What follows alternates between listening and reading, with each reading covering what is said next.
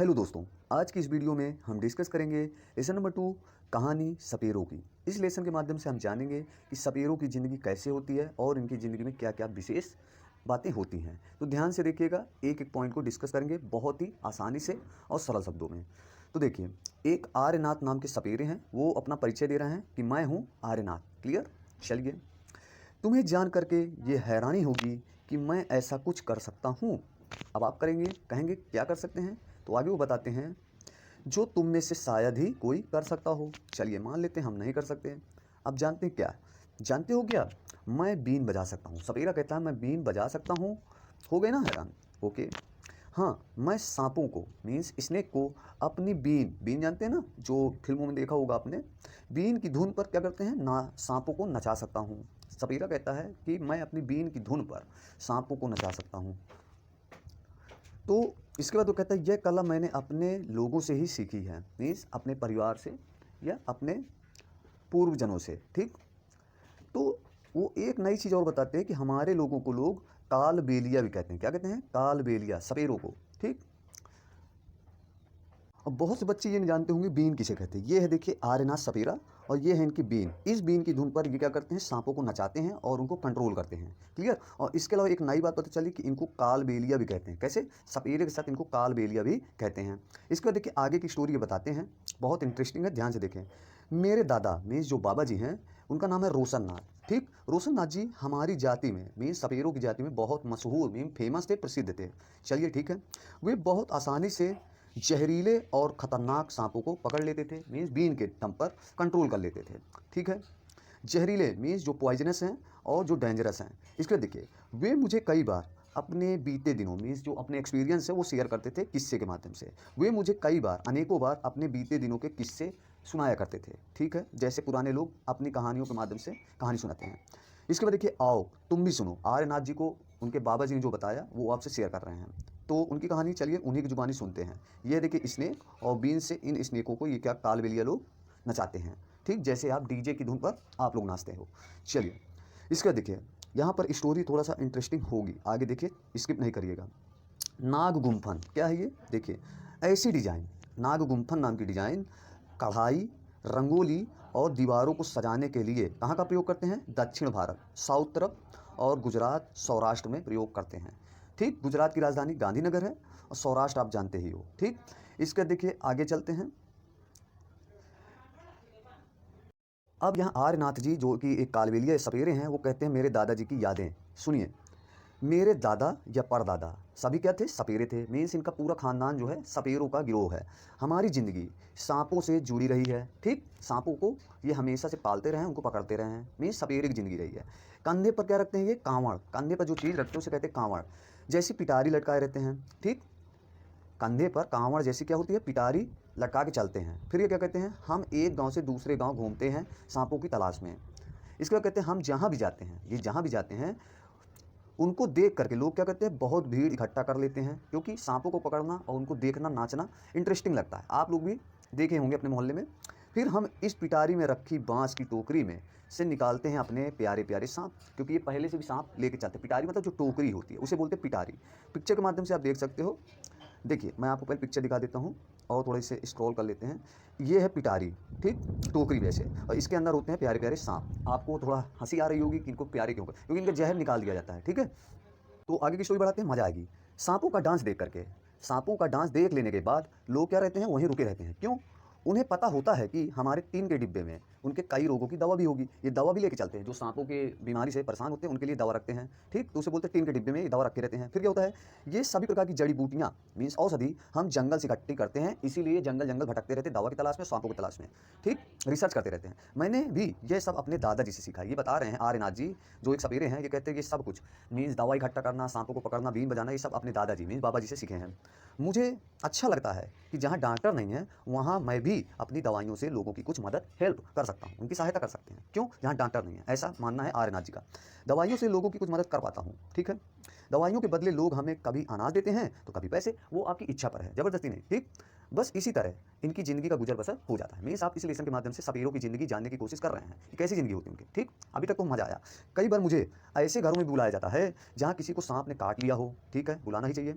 तब मैं सांप के डंक के निशान से यह पहचानने की कोशिश कर लेता हूँ, ट्राई करता हूँ कि किस सांप ओके क्या करते हैं कि सांप के डंक के निशान से ये पहचानने की कोशिश करते हैं, क्या पहचानने की कोशिश करते हैं किस सांप ने काटा है। नहीं, सांपों की कई जातियाँ होती हैं, उसे मैं सांप के काटने की दवा देता हूँ। पहले सांप पहचानते हैं, फिर उसके हिसाब से दवा देते हैं, ठीक। जैसे डॉक्टर रोगों को पहचानते हैं, फिर उसके बाद दवा देते हैं। पर मैं हमेशा समय पर नहीं पहुँच पाता हूँ। क्यों?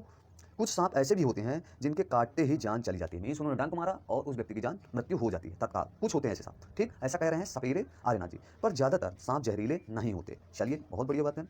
चलिए, कभी कभी जब कोई किसान सांप सांप कहकर चिल्लाता हुआ उनके पास भाग जाता है या भाग कर आता है, तब मैं ही उस सांप को पकड़ता हूँ। मीन्स सपेरे पकड़ते हैं, ठीक। आखिरकार मैं बचपन से ही सांप पकड़ने का कला जानता हूँ। ऐसा सपेरे कहते हैं। जी हाँ, सपेरे हैं तो पकड़ना जानते ही होंगे, ऐसा उनका एक्सपीरियंस हो। उम्मीद करता हूँ दोस्तों को मजा आ रही होगी सपेरों की जिंदगी जीने का और जानने का। वे बहुत बढ़िया दिन थे, ऐसा आर्यनाथ जी कहते हैं कि वे बहुत बढ़िया दिन थे। कौन से? सांपों को पकड़ना, उनकी दवा देना, पहचानना। लोगों की हम बहुत मदद कर पाते थे, मीन्स उनकी बहुत हेल्प करते थे, सहायता करते थे। लोग भी हमारी बहुत इज्जत मीन्स उनका सम्मान करते थे सपेरों की। लेकिन आजकल ऐसा नहीं है।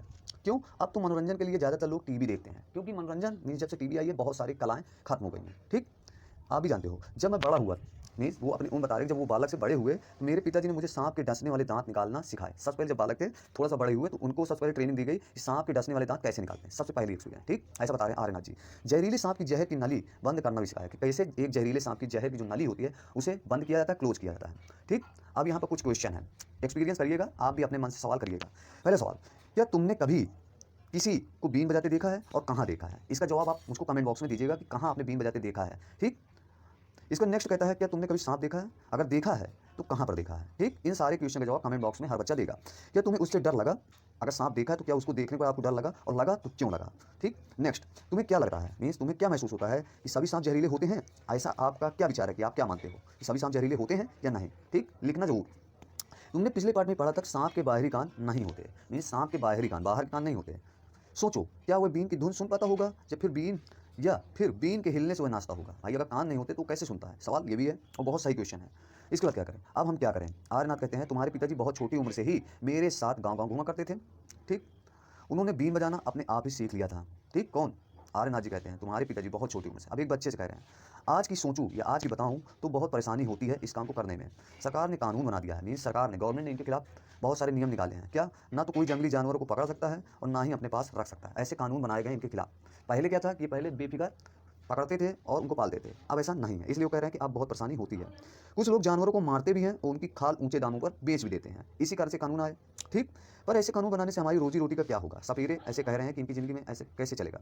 हम सपेरों ने कभी भी सांपों को मारा नहीं, ना ही उनकी कभी खाल बेची। कुछ लोग ऐसा करते हैं जिसकी वजह से सारे लोग बदनाम होते हैं। कुछ लोग कहते हैं कि हम सांपों, क्या कहते हैं? हम सांपों, आगे देखते हैं, थोड़ा हम संक्षिप्त में जानेंगे। क्या कहते हैं? कुछ लोग कहते हैं कि हम सांपों को बहुत बुरी हालत में रखते हैं, चाहते तो हम सांपों को मारकर खूब पैसा कमा सकते हैं, ठीक। लेकिन हमारी ज़िंदगी इतनी मुश्किल भरी ना होती। सांपों को मारने की बात तो दूर है, ये तो हमारी पूंजी है, मीन्स सांपों का धंधा, जो हम अपनी अगली पीढ़ी को भी सौंपना चाहते हैं, ठीक। तो लोग आरोप लगाते हैं कि ये लोग सांपों को मारते हैं और उनके साथ अत्याचार करते हैं, लेकिन आर्यनाथ जी कहते हैं हम ऐसा कभी नहीं सोचते। सांपों को तो हम अपनी बेटियों को शादी के तोहफे में भी दे देते हैं। हमारे कालबेलिया नाच में भी सांप जैसी मुद्राएं होती हैं, ठीक। कालबेलिया एक नाच भी है। इसका देखिए, आर्यनाथ तुम्हें अपने लिए अलग तरह की ज़िंदगी सोचनी पड़ेगी, ऐसा वो व्यक्ति कहते हैं। तुम भी अपने पिताजी की तरह बीन बजाने में माहिर हो, तुम अपने साथियों के साथ मिलकर एक बीन पार्टी बना लो, ठीक है, और उनका मनोरंजन करो लोगों का। ऐसा नसीहत दे रहे हैं उनके दोस्त। पर तुम पीढ़ियों से मिले सांपों के इस ज्ञान को व्यर्थ मत गंवाना, ठीक। कुछ ना कुछ करते रहना, ऐसा कह रहे हैं लोग। अब देखिए यहाँ पिक्चर में देखिए बीन पार्टी के बाजे दिखाए गए हैं, देख लेते हैं एक नज़र में। देखिए बीन लिए हुए हैं, काफ़ी सजे धजे। बीन, खंजरी, ढोल और तुम्बा इनके क्या होते हैं? सामान होते हैं, टूल्स होते हैं। ढोल के अलावा ये 3 चीज़ें और लेकर चलते हैं, सूखी लौकी से बनाए जाते हैं इनको, ठीक है। इसके बाद देखिए, ओके। अब देखिए आगे कहता है, तुम शहर और गांव के बच्चों को बताना कि सांपों से ना तो डरना है ना ही नफरत करना है। उन्हें यह सिखाना है कि जहरीले सांपों को कैसे पहचाने, ठीक। वो कह रहा है कि हमारे सांपों वाली जो धन बिजनेस है वो ठप हो गया, तो एक राय दे रहे हैं एक व्यक्ति, ठीक। उन्हें यह भी बताना कि सांप तो किसान के दोस्त होते हैं, ठीक, मीन्स किसानों के फ्रेंड है। सांप ना हो तो खेतों में फसलों को चूहे से कौन बचाएगा? क्योंकि चूहे क्या होते हैं? फसल के दुश्मन होते हैं, और इन चूहों को ऐसे कैसे करते हैं ये सांप, ठीक। अब तुम उन सभी बच्चों को मेरी यह कहानी सुनाना। कौन सी कहानी? अपनी ज़िंदगी की एक नई कहानी भी बनाना, जो कि अपने पोते पोतों को सुनाने के लिए हो, ठीक है। अब देखिए इसके बाद देखते हैं आगे बढ़। अब आप लोग जानना चाहेंगे कालबेलिया नाच एक मुद्रा है, वो ये है जो पिक्चर में दिखाई जा रही है, इसी नाच को कहते हैं कालबेलिया। आपने सपेरों को देखा होगा करते। अब दोस्तों हम वीडियो के बिल्कुल अंतिम पड़ाव में हैं। लिखो, इस चीज़ को लिखना है, आप कमेंट में भी लिख सकते हैं। वीडियो को लाइक शेयर सब्सक्राइब जरूर करें ताकि ऑनलाइन ट्यूशन क्लासेस बड़ी हो सके। देखिए क्या लिखना है, क्या तुमने कभी जानवरों के खेल या नाच होते देखा है? जैसे सड़क पर, पार्क में, सर्कस में। मैं अपने एक्सपीरियंस की बात करूँ तो मैंने तीनों में देखा है, ठीक है, जानवरों को नाचते हुए। इसके बाद कब और कहाँ देखा मैं भी लिख दूंगा, आप भी लिखिएगा, और किस जानवर का खेल देखा, ठीक। जानवरों के प्रति लोगों का क्या व्यवहार था? लोगों को मतलब व्यवहार भी लिखना कि आप लोगों का कैसा व्यवहार था। क्या कोई जानवर परेशान भी कर रहा था और परेशान कर रहा था तो कैसे? ठीक? वही खेल देखकर तुम्हारे दिमाग में किस तरह के सवाल उठ रहे थे, इनको ज़रूर लिखना। मेरे सवाल उठ रहे थे कि ये कैसे हो सकता है? कोई अपनी बीन पे सांप को कैसे नचा सकता है? ऐसे मेरे सवाल थे। आपके क्या सवाल है? लिखना। मान लो तुम एक जानवर हो जो कैद में हो, मीन्स कोई भी जानवर या पक्षी हो सकता है जो कैद में है। अब तुम इन वाक्यों को पूरा करो। मुझे डर लगता है जब, ये लाइन कंप्लीट करिएगा। फिर इसके बाद है मेरी इच्छा है कि मैं, जो भी इच्छा हो आगे लिख सकते हैं। मैं उदास होता हूँ जब, कब होते हैं लिखिए। अगर मुझे मौका मिलता तो मैं इस शेर को भगा देता जो पिक्चर में है, इस शेर को भगा देता। ये मैंने अपनी लाइन कंप्लीट की। आपके जो मन में हो लिख सकते हैं। मुझे ये बिल्कुल भी पसंद नहीं है कि कोई जानवरों को कैद में रखे। ठीक, ये मेरी लाइन कंप्लीट, आप भी कंप्लीट करें। तो दोस्तों ये लेसन कंप्लीट हो गया। कैसा लगा, कहानी का तरीका कैसा लगा, आप जरूर बताइए। मुझे तो लगता है कि आपको पसंद आया होगा और मुझे बहुत मजा आई। मुझे कहानी सपेरों की जानने का मौका मिला। बहुत आनंदमय स्टोरी रही। धन्यवाद। जय हिंद, जय भारत।